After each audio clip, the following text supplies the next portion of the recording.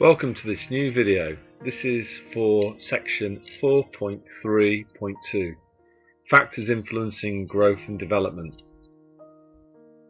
What are primary products?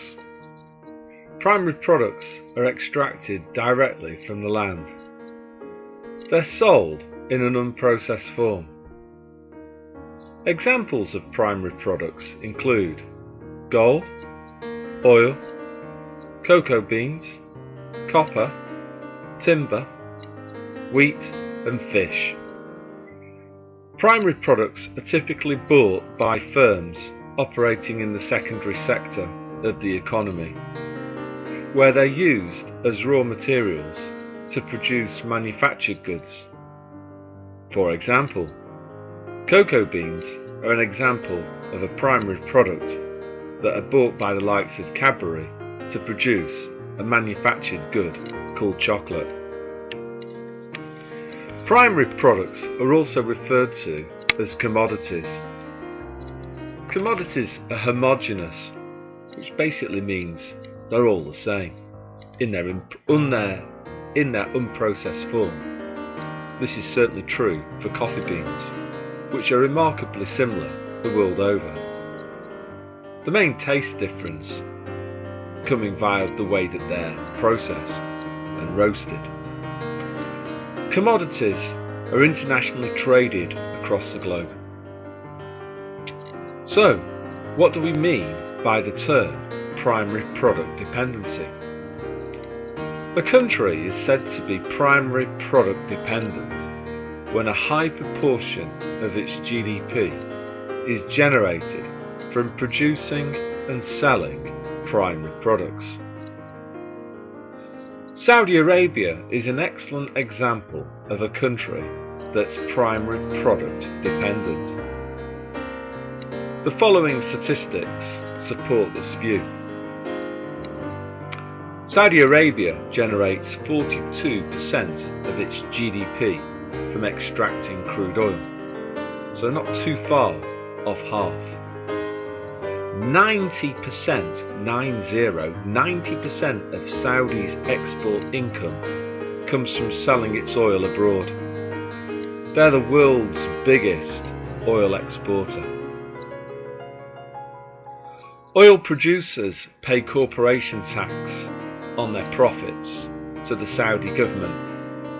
The oil sector accounts for a staggering 87% of the taxes received by the Saudi government.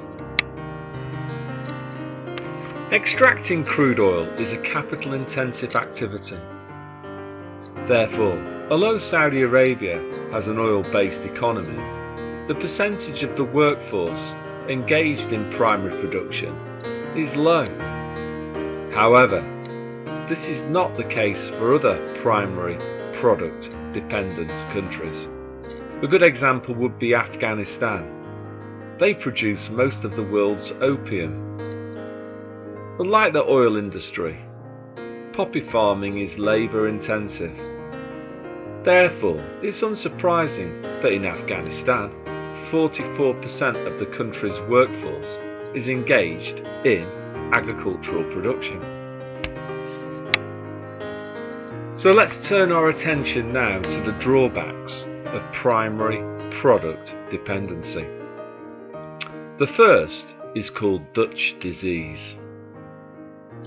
Dutch disease is a shorthand way of describing the paradox which occurs when good news, such as the discovery of large oil reserves, harms a country's broader economy.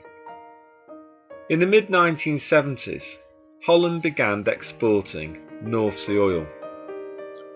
Countries that wanted Dutch oil had to pay for it in Dutch currency. At the time, the Dutch had their own currency called the guilder. This was in the days before the euro.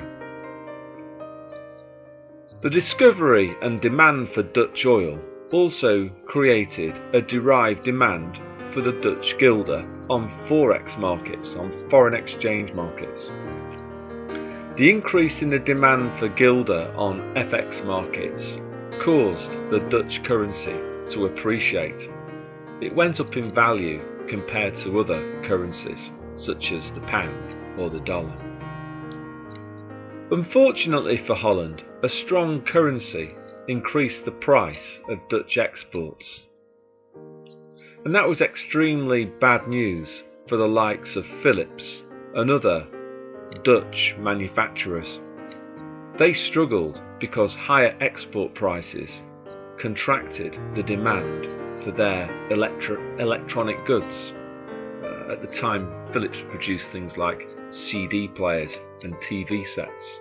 All of those became more expensive as the Dutch guilder appreciated.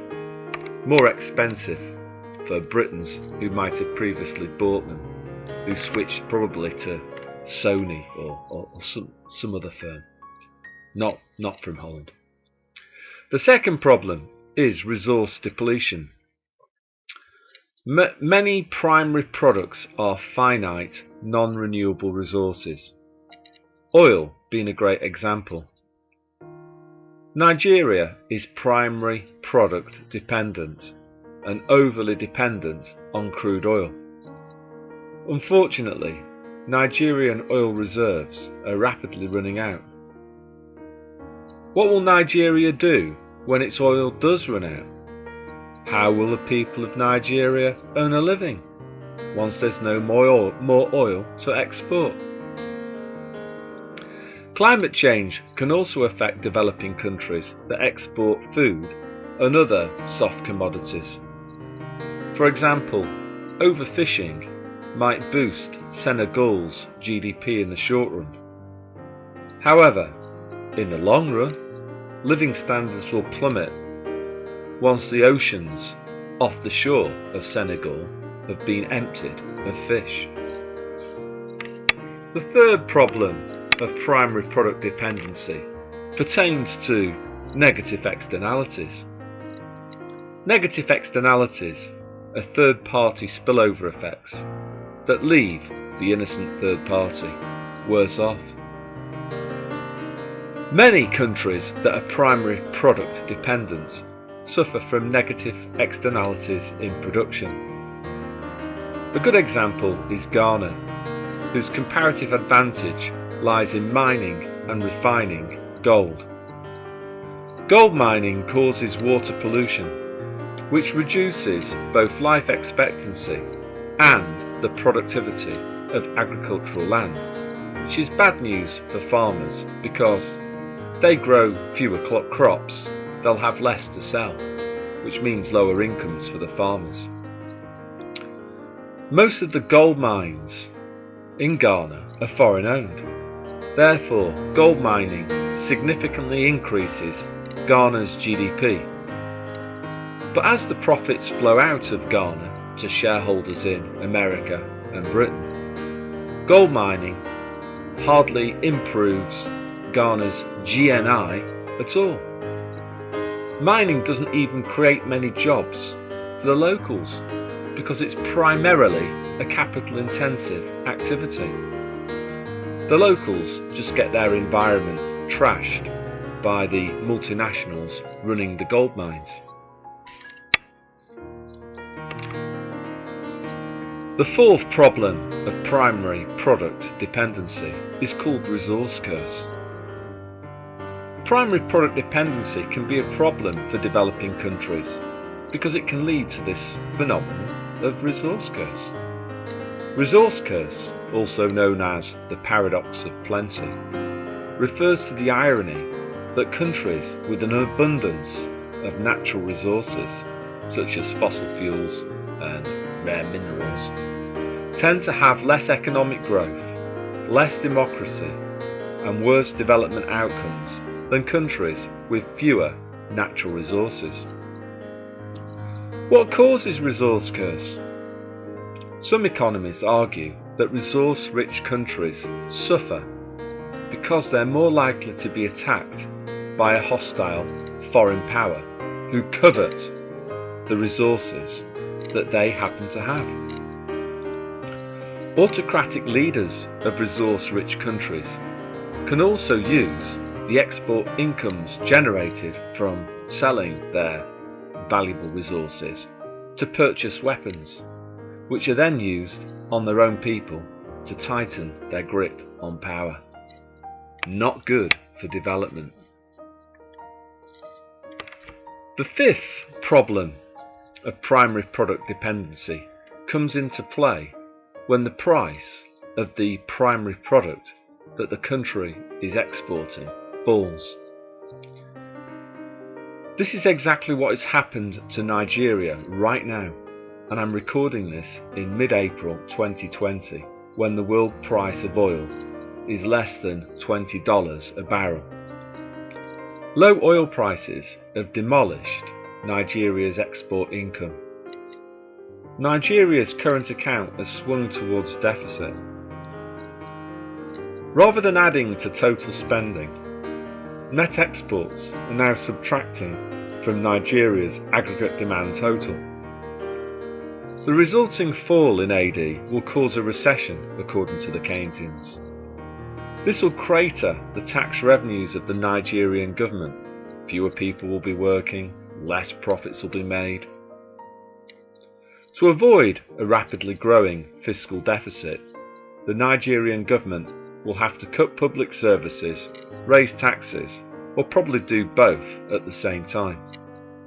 Again, this won't be great for economic development in Nigeria. So finally, let's turn our attentions to some possible benefits of primary product dependency. The first advantage is that primary product dependency might be compatible with a country's comparative advantage. A country enjoys a comparative advantage when it can produce a product relatively more efficiently than another country.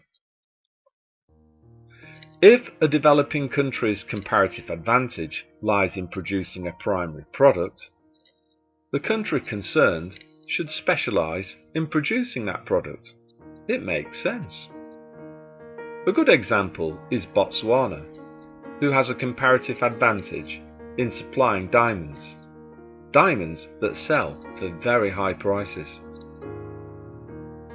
Therefore, it arguably would make very little sense for Botswana to try to diversify away from its primary product dependency in diamonds and try to industrialise so that they can begin producing a manufactured product such as cars.